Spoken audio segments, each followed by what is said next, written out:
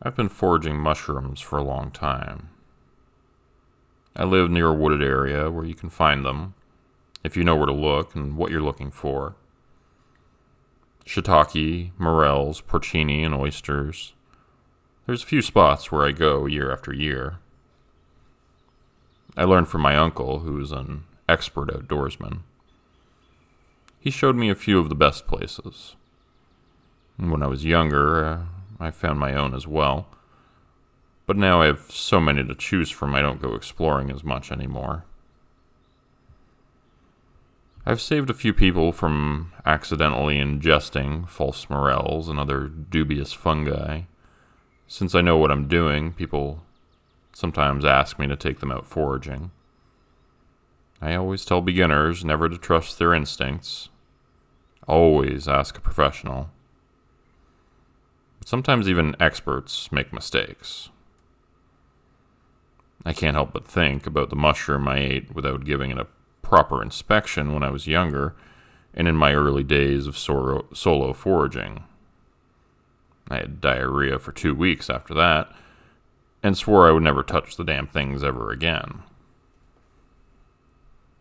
This time, I made a much larger mistake, though.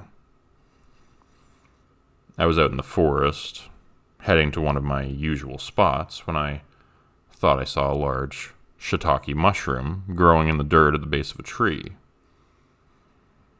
I picked it from the dirt and inspected it, satisfied with what I saw in the dim light, and stuffed it in my sack. Mushroom foragers like myself, who've been doing it for long enough, like to carry our mushrooms in something that allows for spores to fall through the gaps at the bottom, thus seeding the areas traveled and allowing more mushrooms to grow in the future.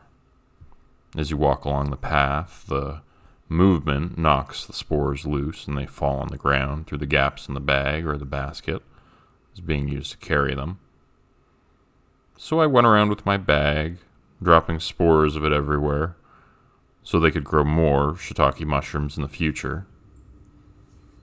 At least, what I thought were shiitake mushrooms.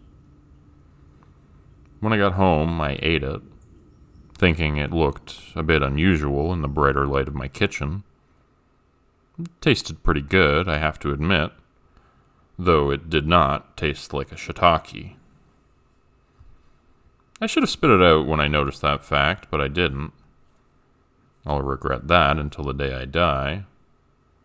Perhaps that will be soon. I'm typing this out as I climb the stairs to the roof of the tallest skyscraper in my city. Things have been tough for me lately. People don't look at you the same way when you have gills.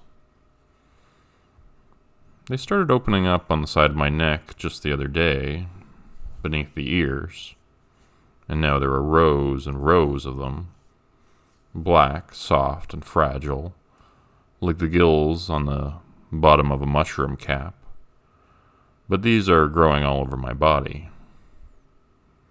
They started in the dark, damp places, like behind my ears and in my armpits and my groin, and then soon they were everywhere. Do you know that there are mushrooms that have mind control powers? You learn about these things when you're a mushroom forager. You can search online and find pictures of ants with mushrooms all over them. Mushrooms growing out of their heads. They look like ordinary mushrooms, except they are essentially parasites that turn the host into a zombie. They colonize the poor insect and take over its brain and its muscles. It drugs the ant and compels them to climb upwards. I'm on the roof now, and I'd like to think I came up here because I wanted to, because I like the view. But I know that's not the truth. The truth is, the mushroom I ate is an unknown cousin of the cordyceps family. At least that's what I'd wager. One that has the ability to affect humans. To infect humans. A mind control parasite mushroom like the one that affects the ants and causes them to climb high up above their colony. I stand above the city and can feel it cracking through my skull. Its roots dig further into my brain and the pain is excruciating. But I stay standing still while the time passes. My mind tells me not to move. I can see it growing like an antenna above me as I gradually lose control of all motor functions. Spores will soon begin to drop from it, infecting everyone. I'm sorry. I couldn't help it.